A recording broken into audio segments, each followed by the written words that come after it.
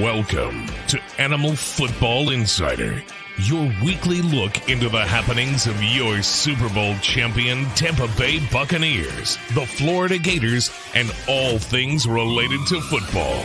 And now, from West Des Moines, Iowa, here's your host, The Animal. Well, and yes, it has been a very... If you are a Florida Gator, if I can do this too, right? Let me go. There we go. If you are a Florida Gator fan tonight, you have to be excited by the news that happened just today, as now a new head coach is taking over the reins up in Gator Country. Good evening, everybody. Welcome to this is a very special Sunday night edition of the Animal Football Insider. You're truly the Animal, coming at you live from West Des Moines, Iowa, on a night where, well, the Animal is excited as all could get out. He's giddy as all could be because of several reasons. Number one, you had the Florida Gators winning yesterday over the Florida State Seminoles. That was great. Today, you had the Tampa Bay Buccaneers winning over the Indianapolis Colts in Indianapolis. And while that was going on, these boys right here announced that they have a new head coach. His name is Billy Napier. And of course, he's been the talk of conversation for over the past week. And in the process, the Florida Gators, after their win on Saturday night, went ahead and decided to make the move to hire Billy Napier as the new head coach of the Florida Gators. Now, you don't know a lot about Billy Napier, but there's a lot of people that doesn't. Former head coach, he is the head coach at Louisiana Lafayette. He's done very well with them. He used to be an assistant under Dabo Swinney and an assistant at Nick Saban, so he does have connections in the South. Now, how that plays in college football, that's going to be another question. And we're going to talk about that tonight with my guest coming up in just a couple of seconds, Bonnie Schmidt, head coach of the Billings Outlaws of the Central Indoor Football League. But he knows a lot about Billy Napier and can bring a little perspective on that as well. We'll talk about Central Indoor Football League as well. As Adam Neff comments on my show, says, congratulations, which your Gators invested in the new era, hashtag MIZ. He's a Mizzou fan, so we'll kind of forgive him for that, but we welcome to the show anyways. Another guy that we'll welcome to the show as we bring him on board right now, Brian Schmidt, the head football coach of the Billings Outlaws, joining us tonight on this edition of the Animal Football Insider. Hello there, sir. How are you? Good, man. Good to be here. Always a pleasure, and thank you for taking time out on these last very last minute to join me tonight on the show. Well, the Gators made it official today. They've hired Billy Napier to be the new head coach of the Florida Gators. You know, contract terms have been released. And I don't know about Billy Napier, but from what I understand, you know a little bit about him.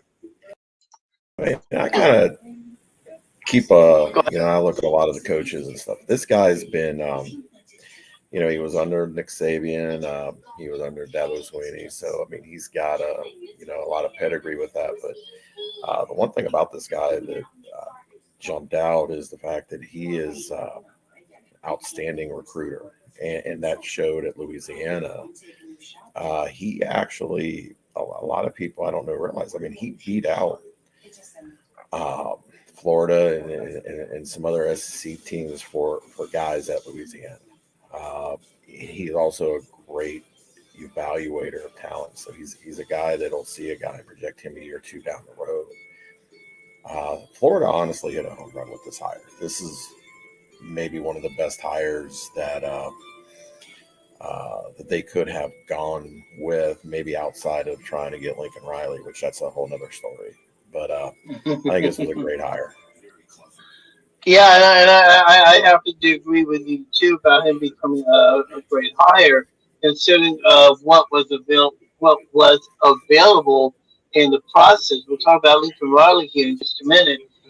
Florida's had a lot of problems with its recruiting class. Go into a little bit more details about what he requires from a recruiting standpoint. I mean, does he send out his coaches to recruit, or does he actually go out himself and recruits as well.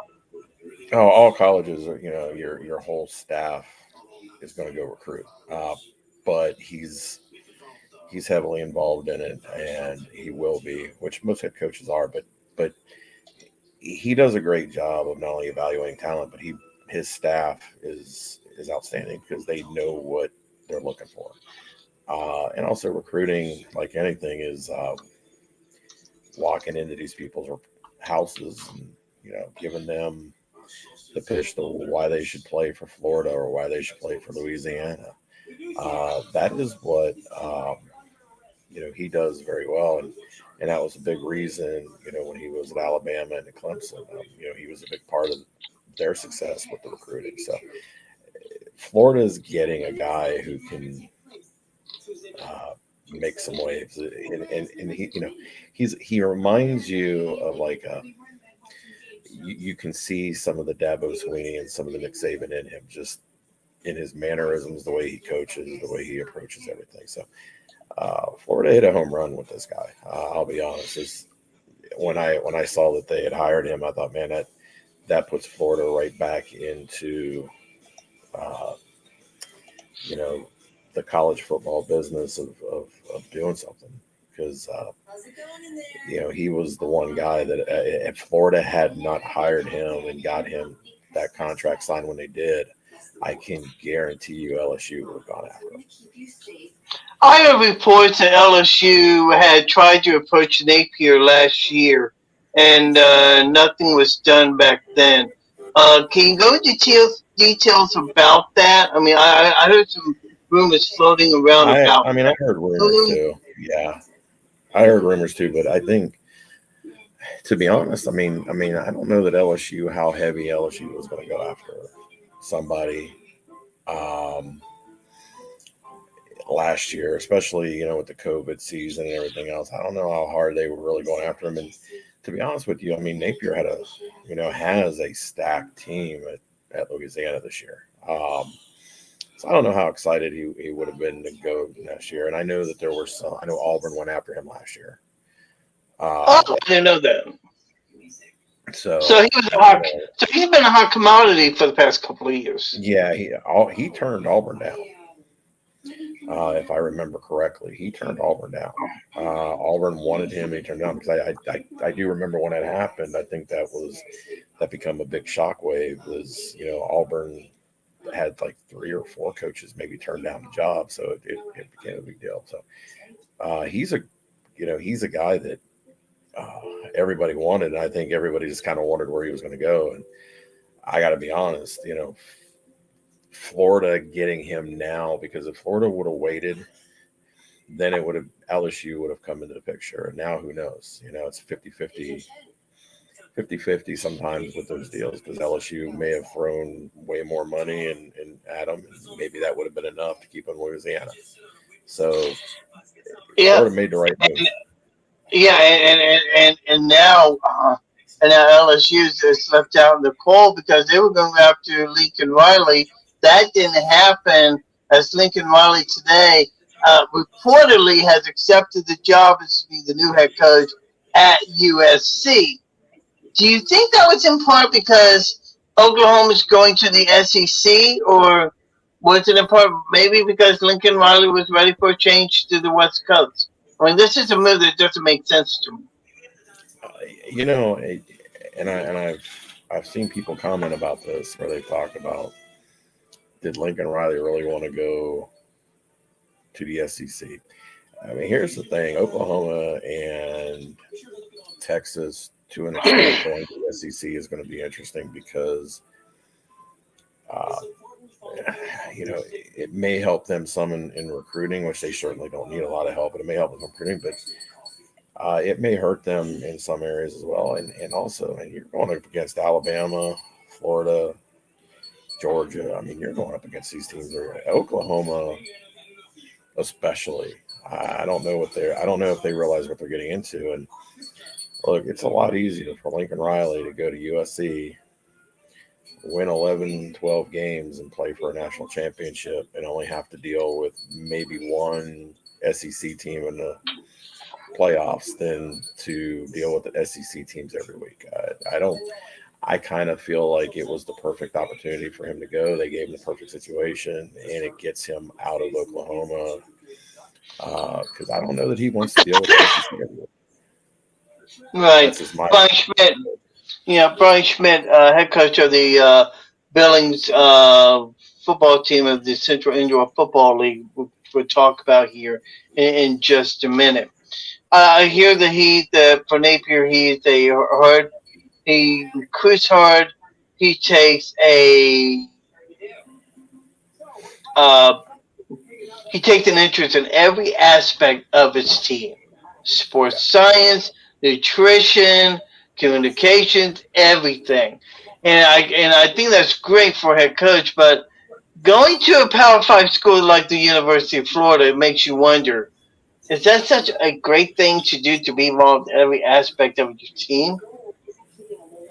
ask Nick Saban. He's Yeah. involved in every Yeah. aspect. Ask, Ryan Day at Ohio State. He's involved in every aspect. Uh, you have to be as a head coach to a certain extent. The minute you're not, the minute you don't at least know what's going on, uh, guaranteed something bad's going to happen. So, as a head coach, you got to be involved in everything. And yet at the same time, be able to delegate that. So, hey, I'm involved, but I'm going to delegate, like for me, I delegate my defensive coordinator is going to call the defense. I know what's going on, but, that's what I hired him for. Now, the minute that he, would do something that's not what I want, well, then I got to step in and say, no, hey, that's how it's got to be. But, you have to give your coaches in your program the blueprint how you want it done, and it's up to them to get it done. If they don't get it done, you got to find somebody else. So I mean, when they talk about being involved, Nick Saban is involved in everything, but that doesn't necessarily mean he's got it. He's doing everything. The great example is when Ole Miss's head coach was there. That was his offense. But Nick Saban sat in on a lot of offensive meetings. So, as a head coach, you want to know what's going on. At the same time, you're giving your people the blueprint to get it done. But, you have to. Otherwise, your program will your program will have problems. I get it. How about that game last night against Auburn, going to 4 overtimes? only for Alabama. I mean, that's crazy. I mean, I don't know if I like the way it's set up with just 2-point conversions, but I mean, it still was a great game. They did that to get away from these 4, 5, 6, 7 overtime games where teams were running 150 plays and injuries. But the thing about that game was, I mean, for 3.5 quarters, Alabama looked terrible. And then, promptly, their quarterback comes in, late in the game, 90-some yard drive, and I mean, it's flawless. And it just shows. I mean, that game was a great example. There's a lot of people that don't like Nick Saban, and that's understandable. That game is another reason why Alabama is who they are, because they won that game in spite of the fact that they played so badly. Offensively, yeah, they did. They came, and they were lucky that they came away with that win. It'll be interesting where they were set and the college football players, but they got an SEC game next week. Now, you're the head coach of an indoor football league team. I want to give you the floor. Talk about your team and the league and how it differs from a lot of other indoor football league teams. I mean, the CIF is like the IFL. Billings Outlaws were one of the premier indoor football teams for a lot of years until a tornado hit the arena back in 2010. We brought it back, and I've got an absolutely loaded roster. Obviously starting with the all-time leading passer in IFL history, Charles McCollum is my quarterback. Tyron Laughinghouse, receiver that was great in the IFL. You got him. Claude Davis, uh, York Jones, defensive lineman. I've got a lot of former IFL guys, and we've just, we're building a juggernaut. We play in a great arena, great town, great, very supportive. I mean, we've had over 1,000 season tickets sold already. So it's going to be fun and exciting. And my goal coming in here was to continue the Billings Outlaws tradition, and that's win championships. And that's exactly what we plan to do. Of course, Brian Schmidt used to be the former. Brian Schmidt used to be the former assistant coach in the Indoor Football League with the Iowa Barnstormers before he moved on to other avenues. How has that experience being an assistant helped to pave the way to being a head coach? How valuable is that experience? It really is huge. I was a head coach before I came to the Barnstormers. I learned a lot that season. And a lot of times it's not only learning what to do, it's learning what not to do. And then I've been really fortunate that I've spent better part of 6 years with, Billy Back, who's, best friend, and, we're a family. He's like a big brother, and little brother actually. So, we've won championships together, and we've done all that. So, you not only learn, everywhere you go, you learn something. And I've obviously learned a lot from Billy. So I'm able to take things that I already knew. I've won championships before, but now things from Billy. I mean, one of the things that makes Billy a success is he's one of the best recruiters out there. And so you learn those tricks of how to get people, those intangibles, excited. Just right.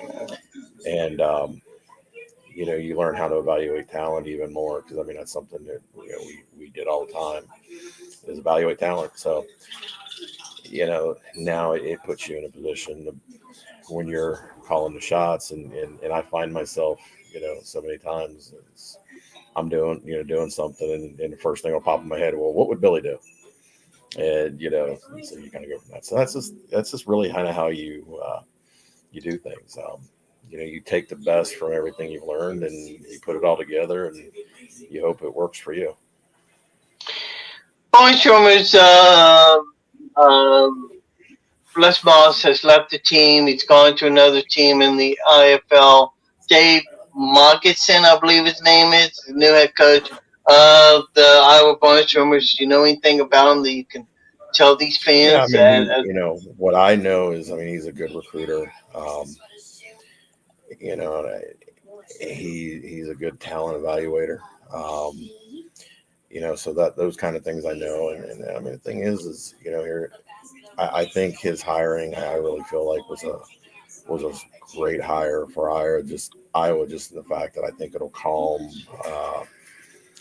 So much has gone on with the Barnstormers over the last few years, and I think the ability to have a hire that I think can calm everything down, and be somebody that can really kind of get everything kind of back to the way the Barnstormers have always done things, and I think that's the key, because it's definitely been an interesting time for the Barnstormers, and sometimes I think you have to make a hire that makes sense. Maybe it's not a pretty hire, to some people. Some people would have wanted maybe somebody with a bigger name, but sometimes you got to hire somebody who knows exactly what to do, and can now make the Barnstormers what they've always been. For the Iowa Barnstormers, they had a great general manager in John Pettit, and as you know by now, he passed away. Julie Pettit has taken over the reins as the new GM. What did John Pettit mean to you as a coach, and how do you think Julie Pettit would do as the new general manager? Julie's going to do a great job. I talk to Julie quite often. She's going to do a great job. John, from the time I've met John up until his passing, um, John was that guy that when I was there, uh, you could sit down and talk to about anything, and he was always that calming influence, and gave you the good understanding and helped you navigate through waters. And even after I left the Barnstormers, I mean, I would talk to John, a few times throughout the year. So it was up. In fact, I think when he passed, I mean, I think I talked to him like maybe a month and a half before he passed. So, with that, he was always that guy. I mean, he just had his finger on the pulse of everything that was indoor arena football, and he knew how to run a team, and he passed it off to Julie. Julie's going to do a great job, and she's doing a great job. And I think that with everything, there's always growing pains, and that's Right. fine. But she learned from one of the best, so I think she'll do a great job. For those that doubt, well, let's ask you this now.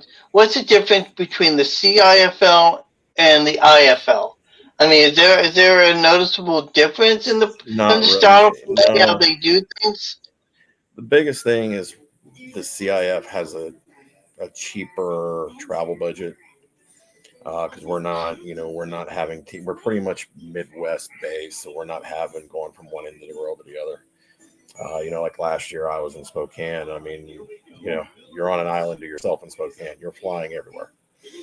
Yeah, So, I mean, that's the yeah. biggest thing. You know, I think probably the two biggest things. One would be the travel budget, and two, um, there's some really good coaches in this league, but there's also younger guys that are still trying to get their feet wet. So like I told somebody the other day, I mean, it's different when you're preparing every week for the Kevin guys, Sioux Falls, and a lot of these coaches that have been in the IFL for a long time.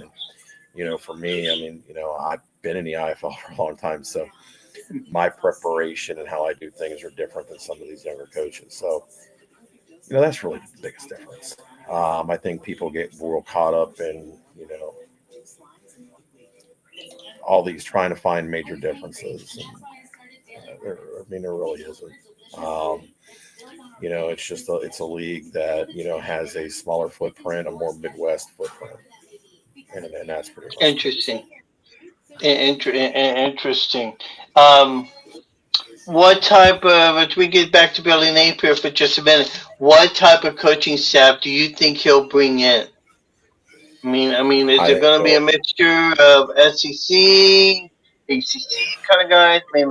I mean, I yeah, I mean, think there'll let's there'll go field the obviously be answer to that. guys. There'll obviously be guys that'll come from Louisiana, but I'm sure there's going to be a mixture of guys. I think he'll, much like with players, I think he'll go and try to find the best fit. And a lot of times the best fit isn't necessarily a guy that everybody knows. And I think that's the one thing that, I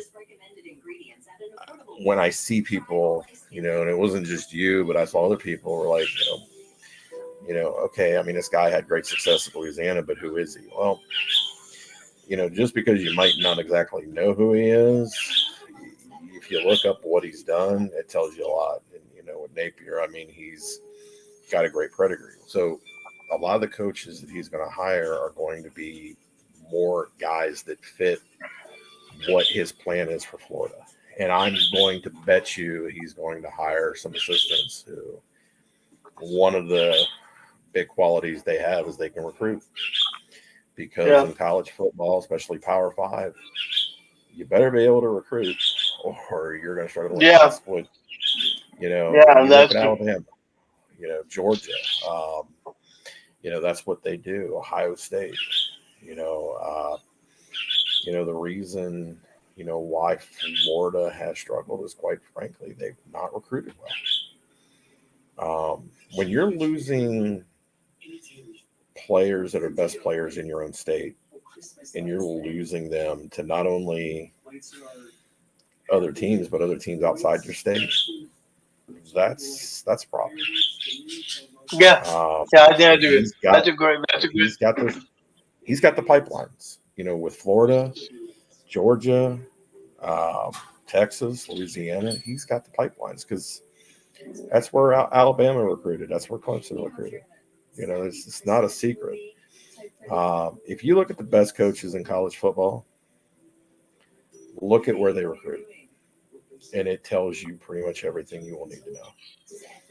Interesting. Ryan Day. Look at Ohio State, and how many players are coming from Florida, Georgia, Texas, California. Look at Alabama. Look at where they recruit. Look at Georgia. Look where they recruit.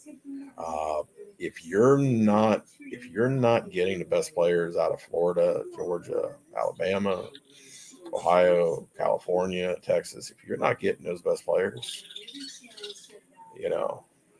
then you're going to struggle. And that's why they've been so good. I mean, Alabama, Ohio State, that's why they've been so good. They just keep feeding the pipeline. And I think interesting, yeah.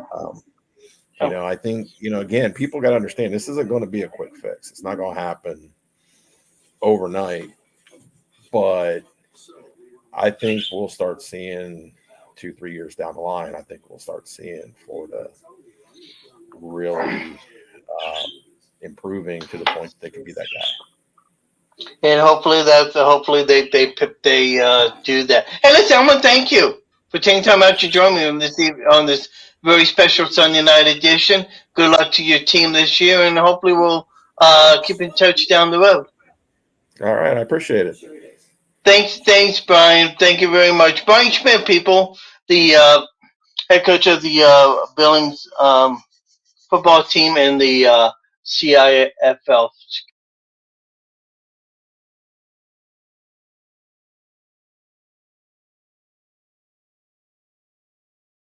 Okay, sorry about that.